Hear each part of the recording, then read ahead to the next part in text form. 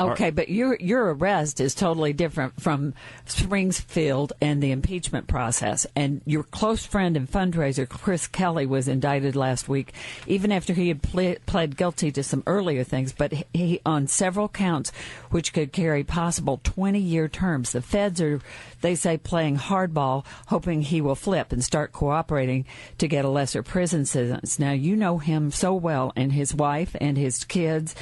Do you think he will turn on you, too? Well, if he tells the truth, and I'm confident he will, if he's in a position to do that, then he'll tell things that'll show that, you know, the fundraising and different things that I did or that he was involved in. My understanding always was he did it right. Now, he probably has a lot of things he could say about. My understanding is that indictment had to do with operations at the airport. And I'm sure the federal prosecutors are interested to see how contracts are issued at O'Hare Airport.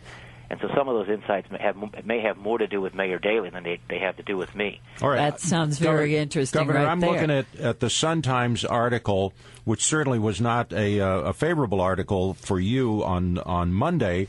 They gave big, they got big, and this pay-to-play probe is looking at firms that were big Blagojevich donors. And it runs down a whole long list of these people who made contributions to your campaign, and then the contracts that were given to these various companies. And in some cases, there's a company that made a contribution of $7,000 to you, and they got a contract for $106 million. Which seems like that was a good investment on their part, if that actually was a direct pay. Others made larger contributions and got smaller contracts. I don't see a direct correlation between the amount of money they gave and the amount of money that they got. But is this all going to be part of that indictment if that comes down? Is that part of that? Well, I'm the wrong person to ask about that. But let me answer that. You know, again, as you say, if there's a direct correlation, that's breaking the law. But if they're out bidding appropriately and following the rules, and one is not for the other, you know, that's how the process works. And it's my understanding that not a single one of those people said there was anything wrong. It says here none of the businesses, but they don't, and they would imply things, but none of those people, as far as I know, have said that anybody, you know, said one was for the other, that there was a process that took place. Yeah, because it says in here, in the Sun-Times article, none of the businesses named in the subpoena have been accused of any wrongdoing. Right. So if there was no wrongdoing on the part of the one party who was making the payment, I'm wondering how will they charge that you were engaged in a wrongdoing on the other end? It takes two parties doing the wrongdoing, right? Yeah, well, that's right. And do you have a law license, Don? We're looking for a lawyer. No, I like the way you. Why did Jensen leave? Let me talk about that. And here again, that goes to that book that you talked about earlier. The hypocrisy. The Senate President, Mr. Cullerton, talked to me after the election about the $400,000 he raised to give to senators, state senators, in the hope that they would then elect him president of the state Senate. That happened, and they did it. And then after what happened to me on December 9th, those same senators and that same Senate president who bragged to me about the $400,000 he raised that he gave to senators in the hope that they would vote for him and elect him president, then they threw me out of office without proving any wrongdoing or giving me a chance to disprove any allegations by preventing me from calling witnesses. These same senators and lawmakers who pass these bills also raise money from these different special interests. Now, I'm not saying that what they're doing is against the law. That's the rules as they exist. But it's one thing to then, you know, point fingers and sit in judgment of me or other people.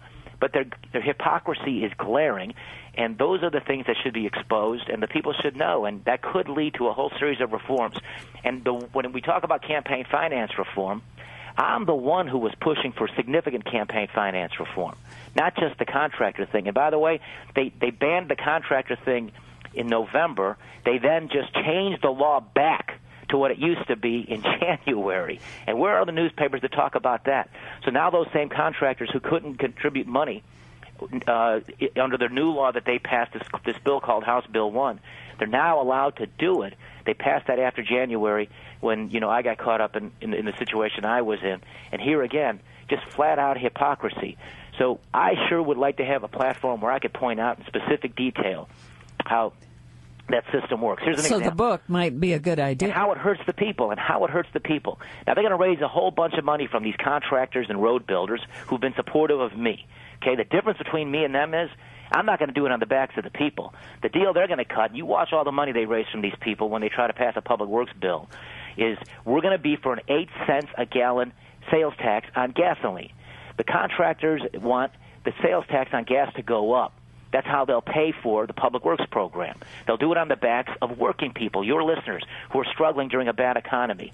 And they'll do that, and then these same lawmakers will raise money from them. And these legislative leaders, Mike Madigan, will raise a whole boatload of money, and then he'll use it to help his daughter run for governor when she runs against Pat Quinn. So there's a whole story to tell. Sun-Times writes these big sensational stories. Then buried in the story is that line that you just talked about. And, again, I'll have my opportunity to vindicate myself in court